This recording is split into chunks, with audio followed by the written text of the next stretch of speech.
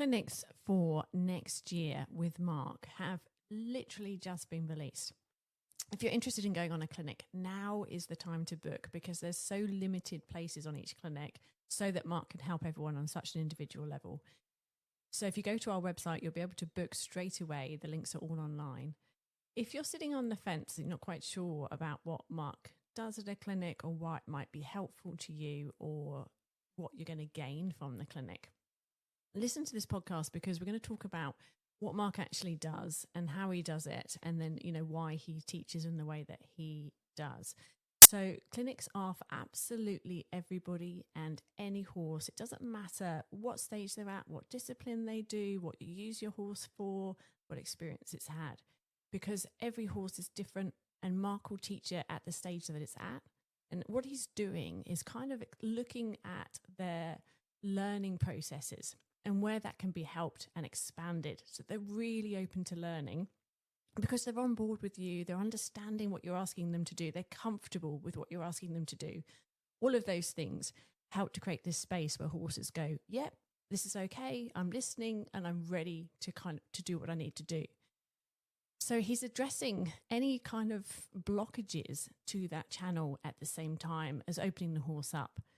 So he's able to fix a lot of problems that are caused simply through horses not understanding or not feeling comfortable about what we're doing, which causes all sorts of anxiety and stresses and the common kind of problems that people talk about. But they're solvable. We just got to help horses to learn. So if you're interested in finding out how Mark does this, how it all works in a really practical sense, because it's not airy-fairy stuff, it's very hands-on, deliberately training your horse to be comfortable with you riding it. Listen to the podcast, listen to Mark's explanations. We hope you enjoy it, and we hope to see you on a clinic soon. Can you just run through what your aim is at any of your clinics, Mark? What is it you're trying to achieve when people bring their horse to you? What should they expect? The biggest thing is it's the assessment of the horse,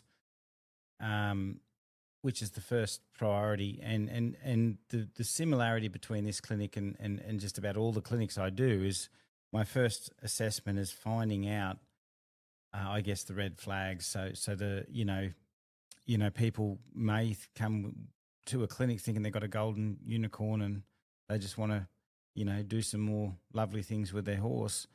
But firstly, I try and find learning difficulties, troubles in the horses. And if they're just a simple, easy young horse, then we just work on what's going to be the best training for them to develop into a really good horse for that person. So, but the assessment part is the biggest bit. And also in that assessment, and it happens over the course of the clinic as I'm trying to work out what that person can deal with themselves, in the groundwork, in the riding, and work out a way that they can continue on working with that horse to their level of ability, as well as the horses. But at a 6-day clinic, I think I try and make shifts in the horses. There are things that I'll do that maybe I won't expect the owner to do, but those things that just sort of make a shift in its mindset, so hopefully it carries through for when they take it home, and then they can do the things that they can do to keep it in the right mindset. But basically, it's finding the red flags and the troubles the horse has, and trying to identify the best way we can help that particular horse, take on information again and be in the environment that I guess that it's going to be with that person, and then get the people to understand, I guess, what that horse needs to be a soft horse that's comfortable in that particular environment. And feeling good and still connected to the owner and all that sort of stuff.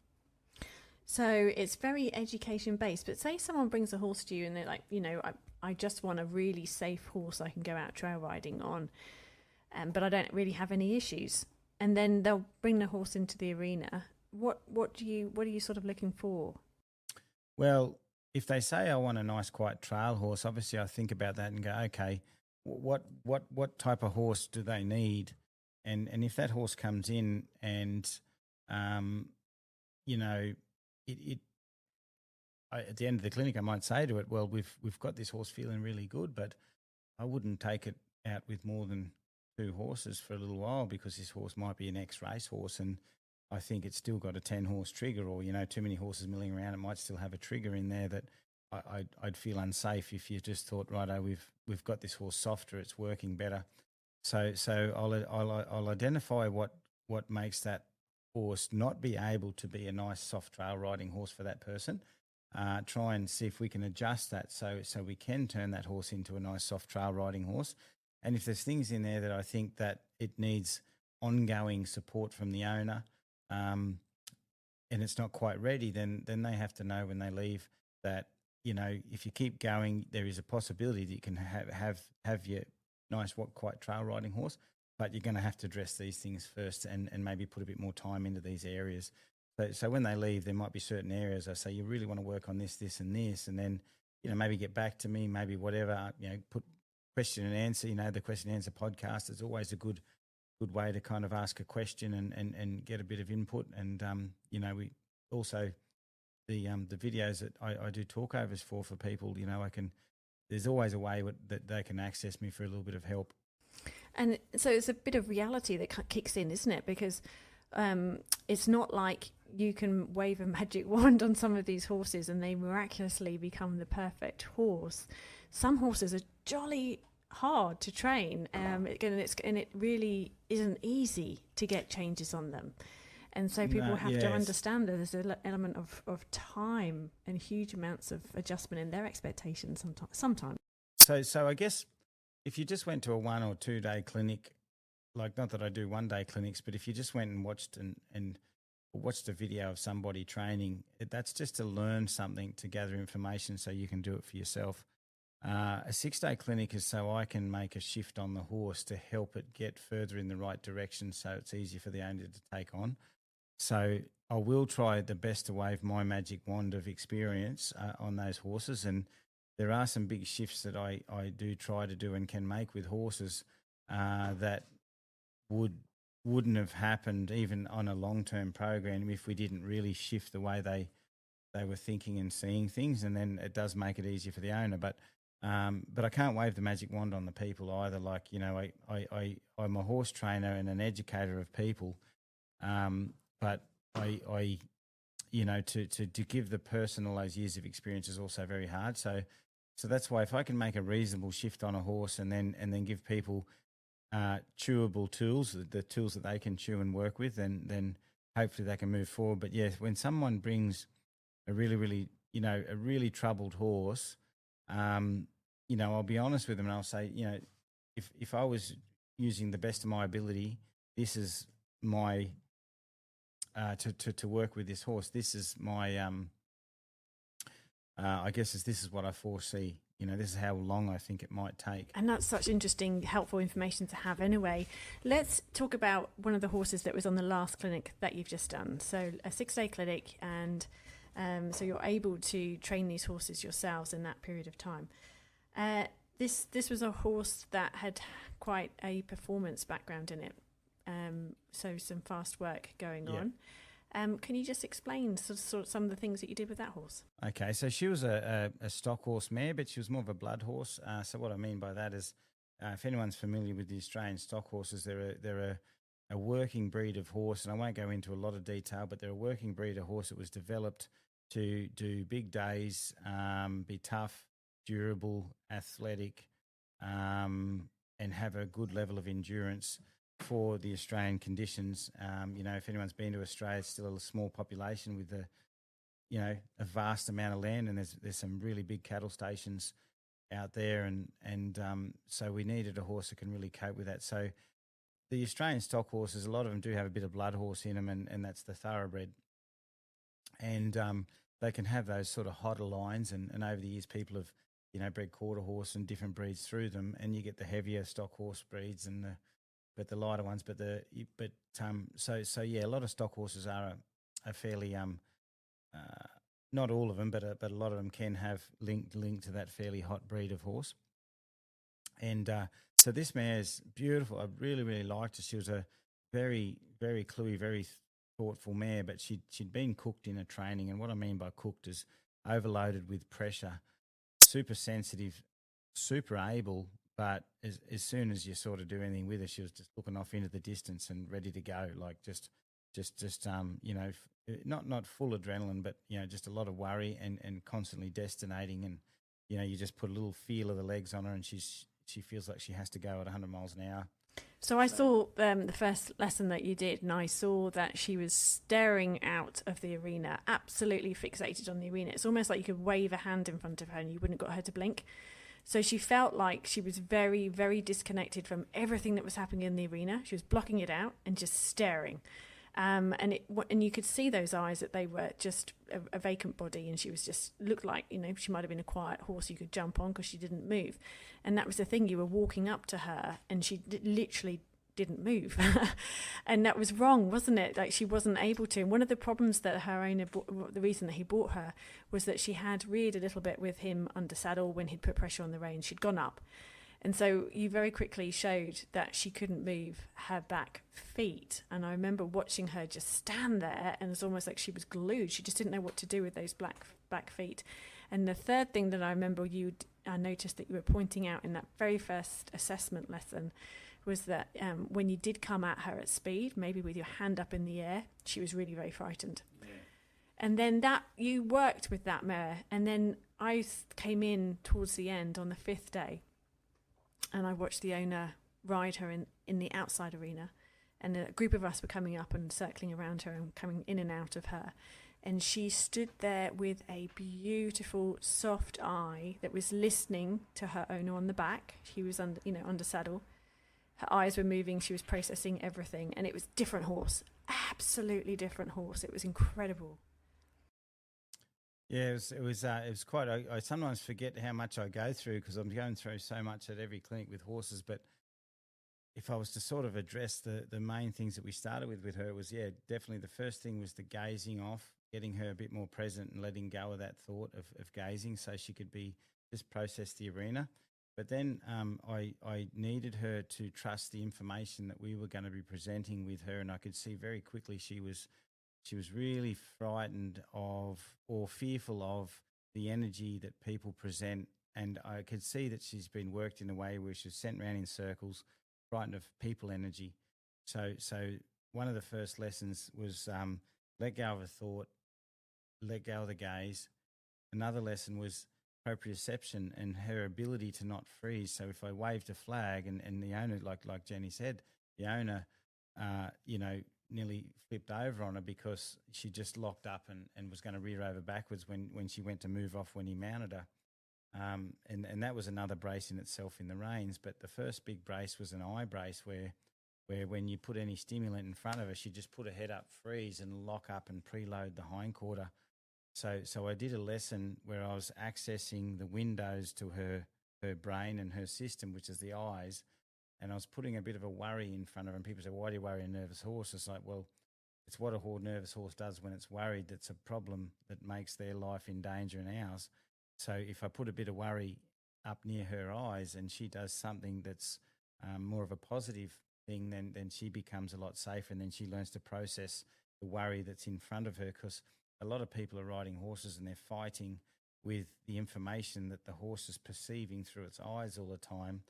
So, and they might be trying to do something really nice with the reins and fix something, but the horse is processing the information that's coming out into its eyes poorly. We have to fix that. So when I put a bit of a spook up in her eyes, and you can see she was just kind of overloaded, but I kept doing that until she kind of softened and went, oh, well, I can back up and I can move around danger. And then all of a sudden she went, oh, gee, I'm not so threatened by these things because I can just move softly. If that thing's there, I'll just move over here. If it's there, I'll just back off a little. And then in that same session, it was quite interesting because I brought her over to a platform, and I was able to get her to step up on the platform one step at a time, and then put a little bit of a danger in front of her eyes. And then she just moved one step off the platform just to move away from the danger a little bit, so she could actually move onto a platform and have danger around her and move within the, I guess, confronting boundaries of danger and know where the platform was, where the edge was, which foot was on the platform. So she did an incredible job of being able to process not only the visual stimulants, but what was underneath her.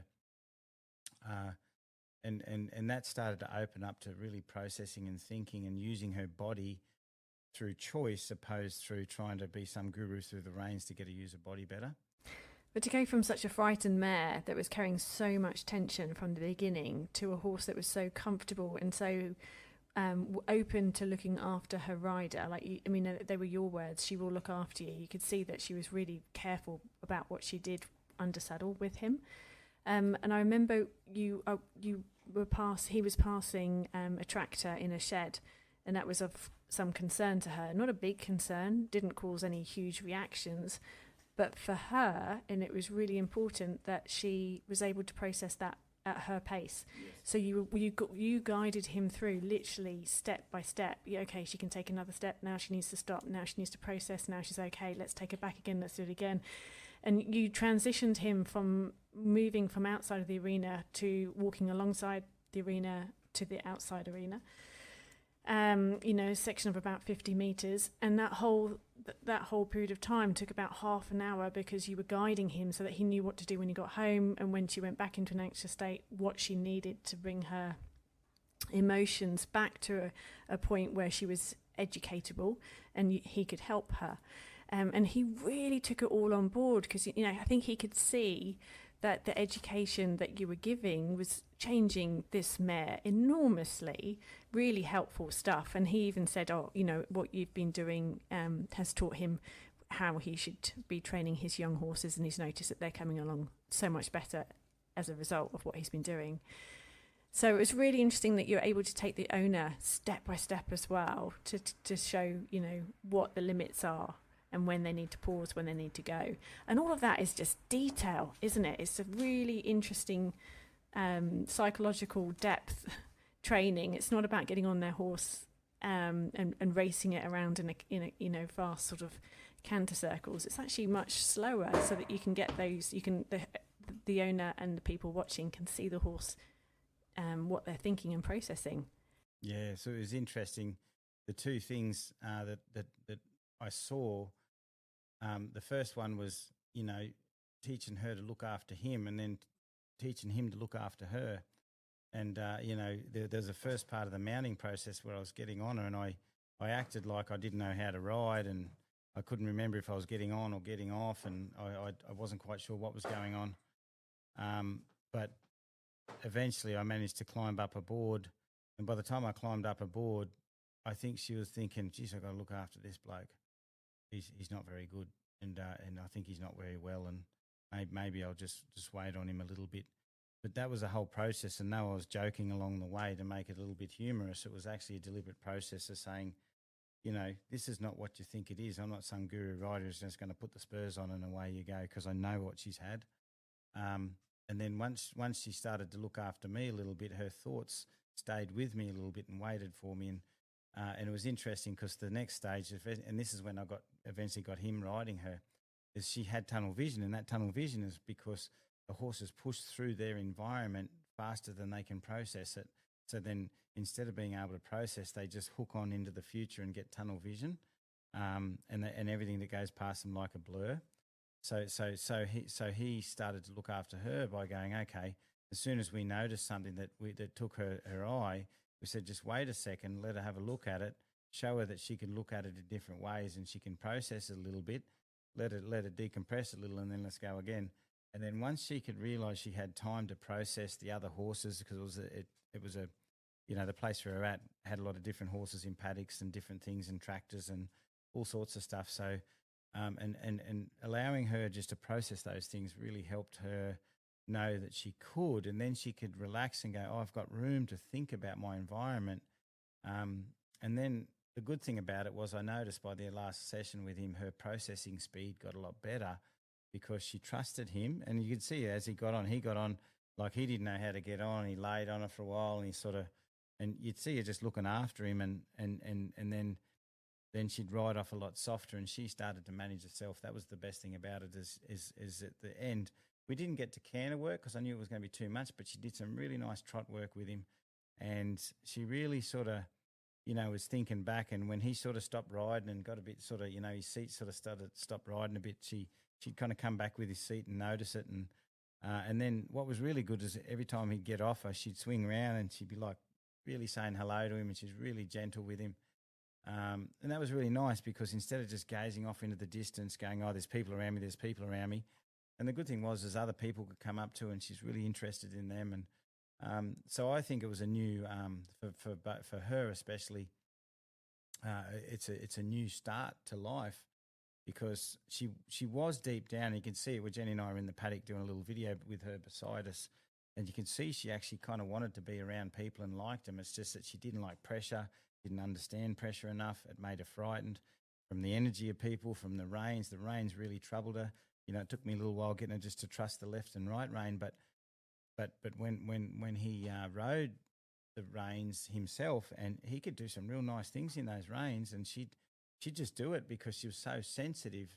She was really listening to the position of the rein instead of just going, "Oh, there's a rein, I've got to panic or I've got to stiffen up and turn around really fast." And so it was really nice. And that's the best thing about doing this job is the satisfaction of seeing these changes is great. And sometimes I think it's you know, it's good. It's good for me because it kind of gives me the belief that, you know, when it's all doom and gloom, because it's a hard job because you see a lot of trauma and stress, and you've got to sort of take that on board. But it gives me a positive feeling and a bit of drive to keep going with it and saying, well, no, there is a way we can help horses, and there is a way we can help people. And I think the more information, education out there, then you know, I think so many horses are misrepresented, and it didn't need to be like that. That if we can represent them a bit better, then, you know, it's going to be good.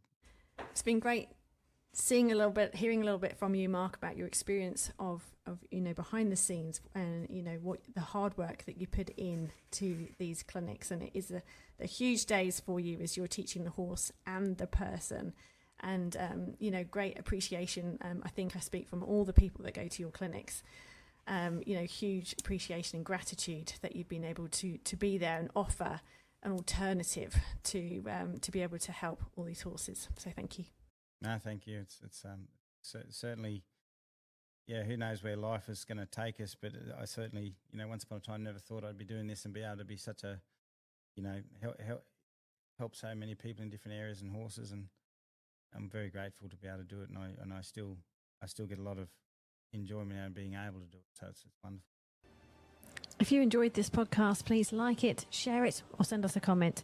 It all helps in reaching new ears and helping more horses. And if making a change in your horse appeals to you, Mark offers his direct support and a diverse learning platform. Head to marklangley.com.au and grab your 7-day free trial.